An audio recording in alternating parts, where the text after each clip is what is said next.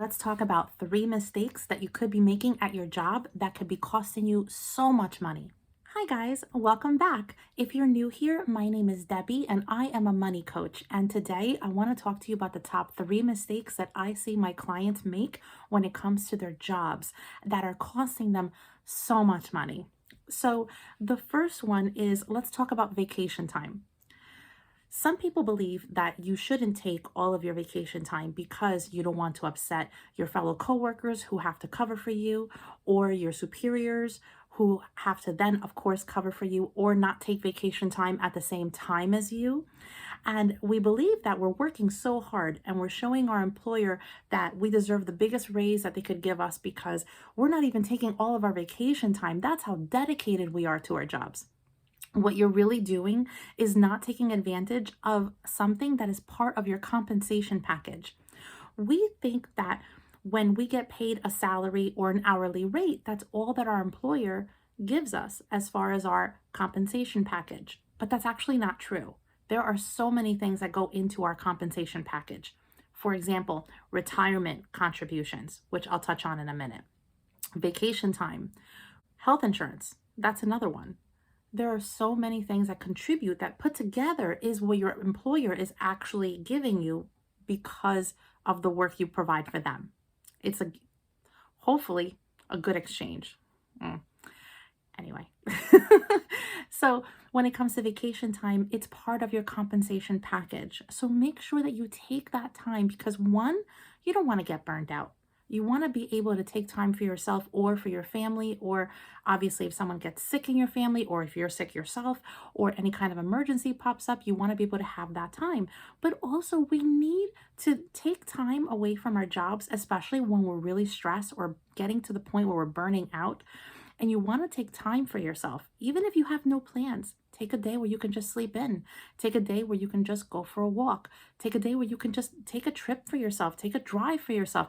Do something that fills your cup, right? Do something that makes you feel at peace and brings down that stress level. Because if you continue to work at a pace where you're not taking the vacation times that you deserve, that are part of your compensation package, what you're really doing is taking money and throwing it out the window. Because think about it.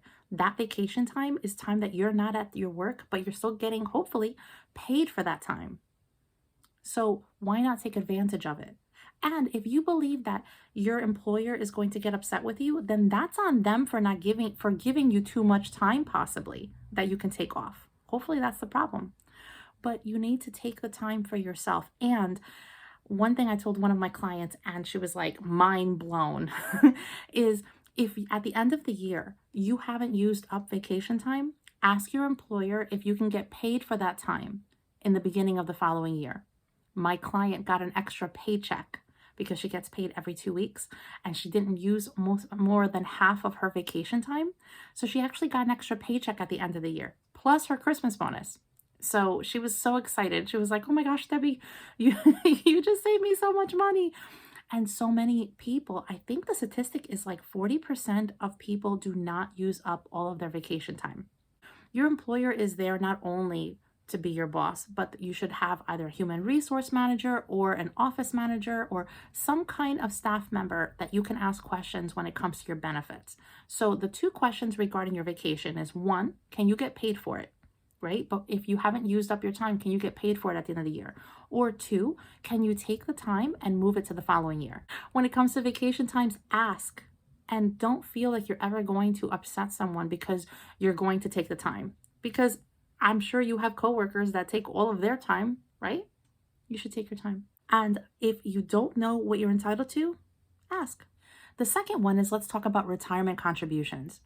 If your employer offers a match to your retirement contribution, whether it's a 401k, 403b, whatever it is, and you're not taking advantage of it, you're literally throwing money out the window. I had a client who works for the government and he had no idea that his employer was actually matching 10% of his contribution.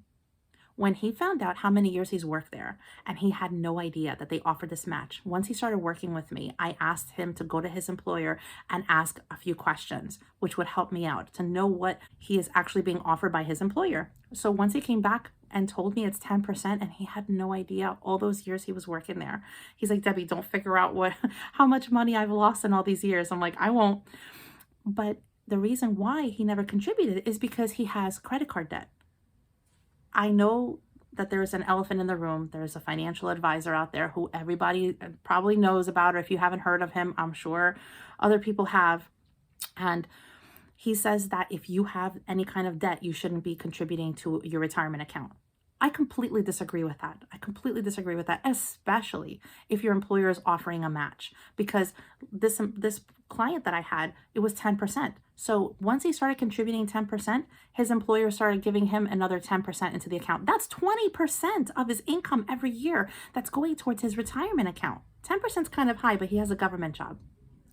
For me, it's 3%. So as long as I put in 3%, my employer matches 3%. So that's 6% of my salary every year going towards retirement. Why should you depend on Social Security or not have enough in your retirement account simply because you have credit card debt? My clients are not only contributing to the retirement plans, but they're also paying off debt. They're also saving for vacations and for their goals because they want to enjoy their life. Why should you be a slave to your debt and throw money out the window for your retirement contribution that your employer is willing to give you because you have credit card debt? That's why I completely disagree with that financial advice. You can make the most out of every paycheck and not only pay off debt, but contribute towards your retirement and still enjoy life and go on vacation, still go on a dinner with your spouse or your friends, whatever brings you joy. That's what I pride myself on. My clients are enjoying life, they're having fun, and they're crushing their debt and every other goal they set for themselves. Never leave money on the table when it comes to your retirement account. If your employer is offering a match, I don't care if you have $1,000 of credit card debt or $50,000 of credit card debt or more.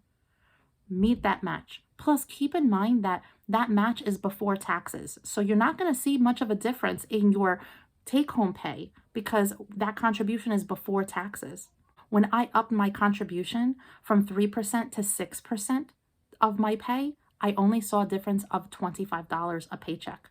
A paycheck, and I get paid every 2 weeks. So take full advantage. Never leave money on the table, and especially not if it's because you have credit card debt. It doesn't make sense. And the third way is to ask for a raise. Don't sit back and work as hard as you're working and have your bosses or your immediate supervisors know how hard you work. Have them put more work on you because I'm sorry, that's a given in most offices. If you are showing that you're such a value to that office, more than likely they're going to give you more responsibility. But with more responsibility should come more pay. Be your own advocate. Don't take a back seat when it comes to your salary. And if your employer isn't willing to give you the employment compensation that you deserve, don't just sit there. Advocate for yourself. Or if you feel like no matter what you say, you're not going to be heard and it's just a given of what they're going to give you, look for another job. How will you know what another person is willing to offer to pay you compensation wise if you don't look?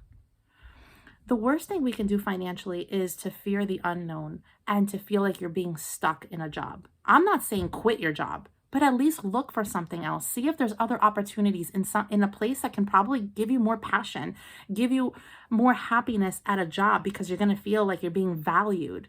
And also have more money coming through the door. Why stay at a place that's not going to value you, especially when you're working so hard and you're showing them that you deserve it? And honestly, if they're not willing to give you what you deserve, you have the right to look somewhere else.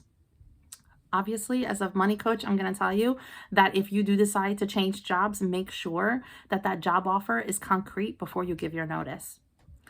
But you need to look for what you deserve. Don't feel stuck. We only live once. So many of my clients come to me because they're stuck financially. They've either never budgeted before, they feel trauma when it comes to money because of past experiences and past relationships where they've given up that control, or they just don't know how to get started. So they just do nothing. We only live once. And if you can't enjoy the life that you have now, only you can change that. Take a step forward. And if it comes to compensation at your job and you're just not happy with what they're offering you, You have the right to keep looking. You have a right to be happy in your life. Don't ever feel like you're stuck in one spot and there are no other options. People are willing to pay you what you are valued for. So shop around, and maybe by having another offer, your employer will see what they are going to be giving up if they don't match it.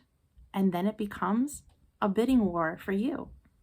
But it all starts with you taking the initial step. And I know it's hard and it's easy for me to say, but honestly, I've been there. And that's why I started my business, because I see so many people just stuck financially and not knowing how to make their money work for them. And working with me, they see the complete difference and they're happy with every paycheck. Some of them have gotten new jobs. Some of them have asked for the raise and gotten the raise that they deserve.